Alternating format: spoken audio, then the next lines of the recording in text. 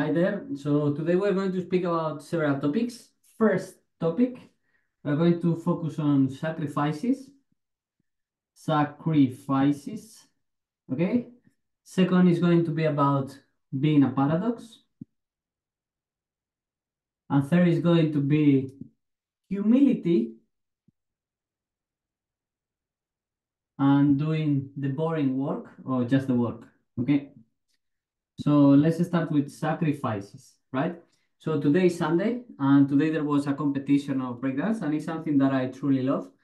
However, here I am, and I have a friend that always tempts me and tells me things like, here is the opportunity of your life. Maybe you are here and you meet that person and you meet that opportunity, and maybe things go really well for you just because you're here.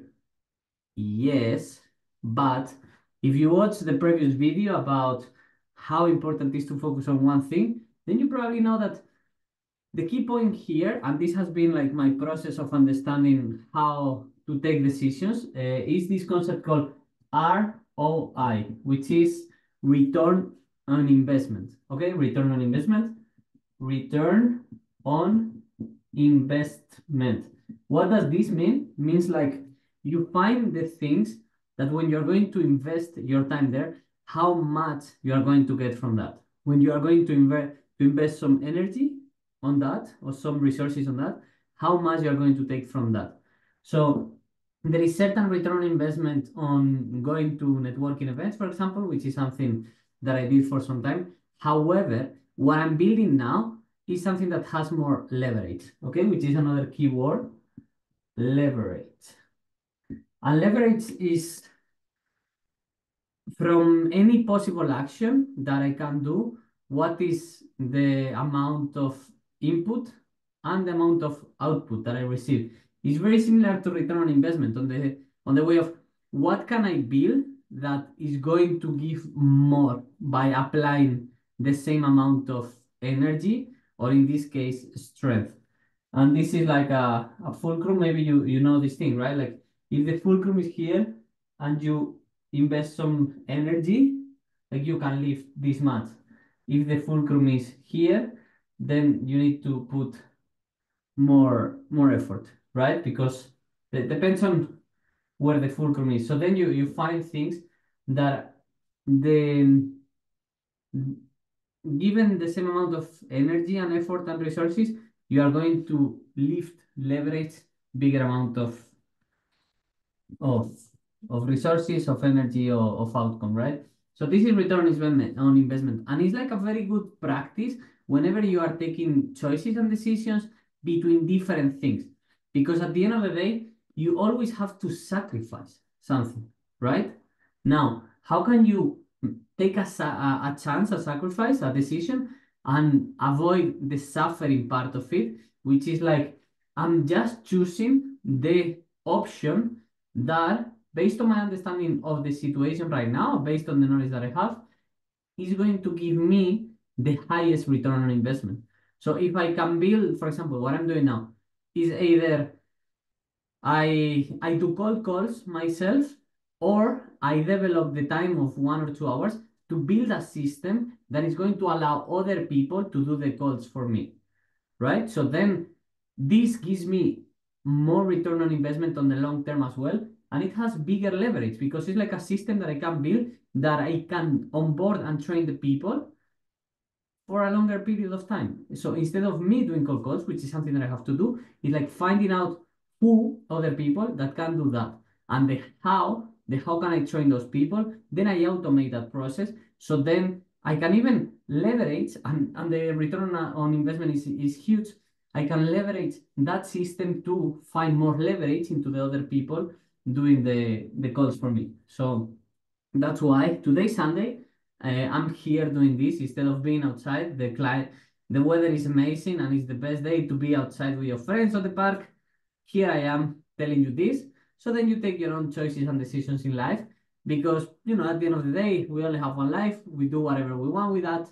And in my case, I rather sacrifice this year of my life, because what I'm building is going to give me more leverage, and I believe that the return on investment is going to be way bigger and huge compared to, let's see, what's going to happen, because I have 10 years behind me of my 20s of enjoying doing a lot of random things. But now that I'm on my 31st year, I'm extremely focused on making playing camp work.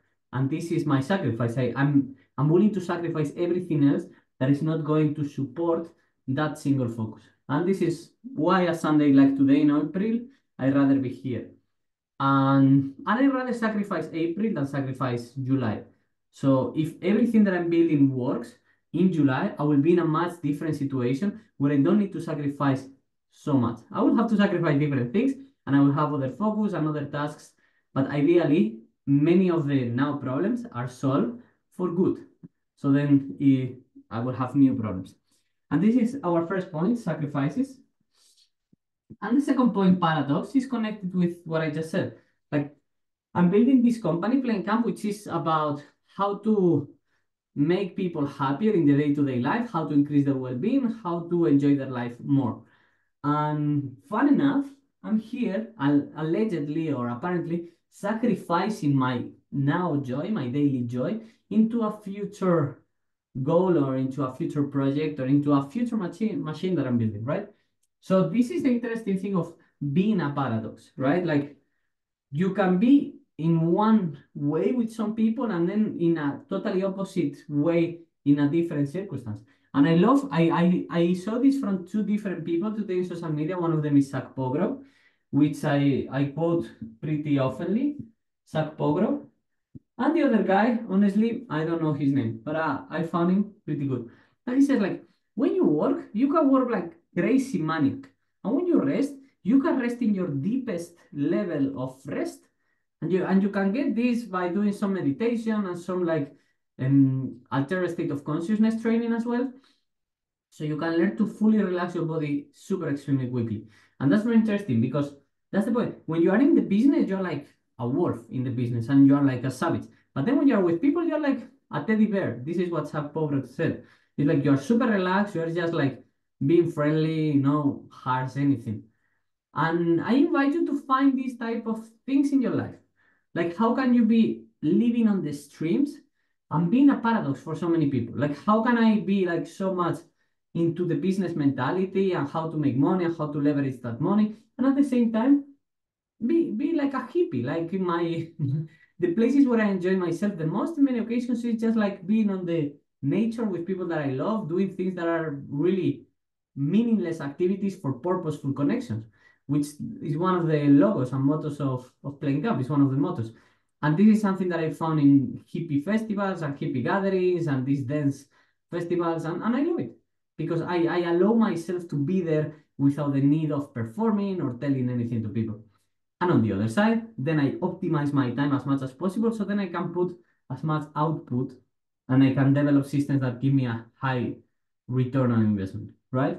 So be a paradox, be welcome to bring paradox into your life. And by the way, one of my favorite books, boom, the Tao Te Ching. This is a really paradox book about paradox. So it's a paradoxical book about paradox because the first verse of it is the Tao that can be expressed is not the eternal Tao. So whatever we use words, it doesn't reflect the reality that is out there. And now even like we can use it like how the filter of our perception or how the filter of our thinking is going to already modify the true reality that is out there. So we could talk for hours about the Tao Te Ching. It's one of the projects that are stopped at the moment. I would love to go day by day with the whiteboard explaining you my understanding of the Tao, but not at this moment. And finally, which is very related with where we are now, is humility and work. Like if you know me a bit, or if you have seen any of the other videos, you will find that I have like an infinite amount of ideas, infinite amount of dreams, infinite amount of visions. And you can see my vision board and you can see the cities, the co-communities, you can see everything. And at the same time, I was doing a practice, I'm not doing it that much now, which was like humility meditation, where I just sit. I was doing it for 1 hour and then I reduced it to 30 minutes and now I'm not doing it. Not that good on me.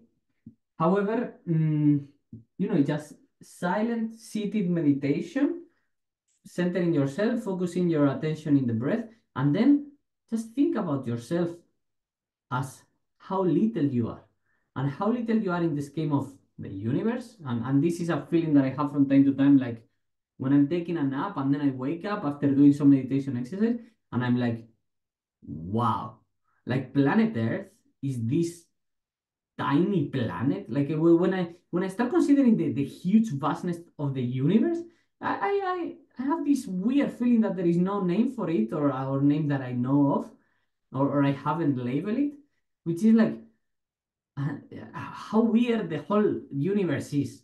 Like when you think about the size of the universe and how is the sun and how far is the sun and how is the solar system and how big the whole thing is, and then the solar system is in a galaxy and there is nobody knows how many galaxies nowhere.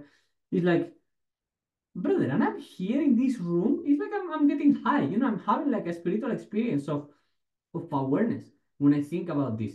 When I'm on the bed, I have like a sort of weird anxiety into the I'm alive. I'm alive on this. It's very interesting. It's like a crust. Like there is this writer, Tim Urban, who says like when you start thinking about it, it's not even the planet. It's just like the thinnest layer that involves the planet, which has life. And in all the known universe that we know of as humans, it's like there is only life on this thin layer in this random rocky planet that is floating somewhere on the universe. And it's like, holy shit. Like holy crap. Like and I'll, this is the other one. No? So we have space, and now we have the other coordinate of the universe, which is space and time. And now we have time. And then you start thinking about the history of love, not even the history of the universe. It's like this 13 billion years, whatever.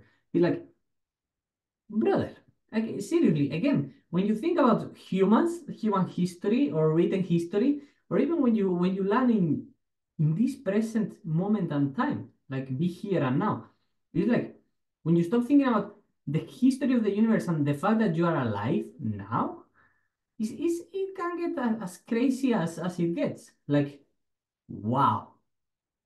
And thinking that you're gonna die is also a feeling that I have from time to time. Like, wow, I'm gonna die. And when I think about people that die, especially in this day and age of AI where there are ideas about how can we become immortal and how can we go like into the infinity and these things of cryogenics and I don't know how many things.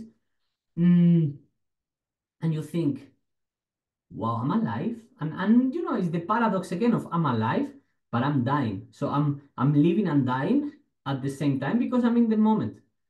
And it's like it's immensely crazy. Like there is this meditation about how you can divide yourself in like you can be pivoting between the past. The past is aligned. This is an amazing image.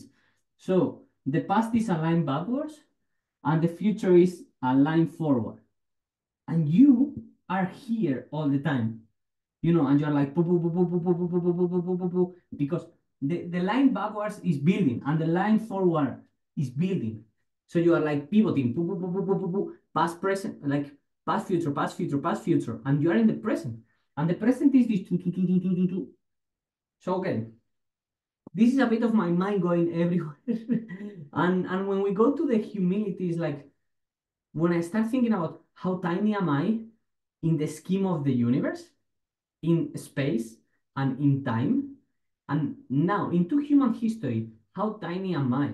And when I start comparing myself with the most known people that can exist or that have ever existed, I mean, we have like Jesus Christ, Buddha, Mohammed, we have like Julius Caesar, we have Alexander the Great, we have Da Vinci, we have, I mean, Elon Musk. I believe Elon Musk will last on the future, right? And then I think like, who the fuck am I? Okay, it's like I'm nothing. Like I'm nothing on the universe. I'm nothing on time. I'm nothing on humans. As and it gives me like such a feeling of I don't know, like anxiety and things is a bit weird, but it really humbles me. Like okay, now that I acknowledge that I'm this nothing, now I can build from here. Ironically, it's like when you get to the point of this is like a huge, tiny, infinite nothingness, you're like, okay, now from here, I can do work that is actual work. Because the alternative is thinking on the big vision and building cities and building the plane camp, war movement, whatever, whatever, and then you live on your trips. If you want to come back to the ground, to the truthfulness thing of being alive right now on a physical body, then you go to the I'm nothing. I'm from the nothing, and this is very Taoistic. From this nothingness, suddenly you start realizing the work that you can do today now that has no connection with the vision. So we put the vision aside and you start building. So simple. You get like this. And I mean, I bet you have seen this because it's very Taoistic. I didn't know I was going to do such a Taoistic video, but there you go. There you go. So when you realize the nothingness, this nothingness is on the wholeness of the everything. And then you start doing the work until you realize again, like on the everything and the nothing. So you are always rotating. And voila. I hope this helps somehow into the importance of doing this work, because this is something that Zach Pogrov mentions also in a very good, nice sentence, which is like, have the confidence and the vision of a God. Like you can do everything. You can do this amazing historic impact, positive impact into human beings and on the human race and on the story of the universe. Like Elon Musk is moving life to another planet. Like guys, like I mean, if you're listening to me, great. But Elon Musk, what he's doing is so admirable. So have the vision and the mission and the confidence of a God that you can do anything, and at the same time have the work ethics of a dog, which is this paradox. Because now you shut up your mouth, you stop with the vision, and you sit down and you work your thing. And you get the sacrifices, and you get the paradoxes of having huge visions and day-to-day work. And then you have the humility of understanding that you are like this tiny thing on the history of the universe, on this universe that nobody actually understands. But here we are alive, we have these machines that spread our messages, and boom. If you want to know more about PlaneCam, go to the website, planecam.com. And if you want to know more about myself, just write a comment to show that you actually saw this. And guys, I will keep on creating more of these type of videos. Give me some feedback, because I would like to give you as much value as possible and food for thought. And if you want more tactical advice, I can give you more. If you want more philosophy and spirituality, I can give you more. So at the end of the day, I'm doing this for you guys. So hope it was useful. Hope you enjoyed. And see you in the next one. Have a nice one.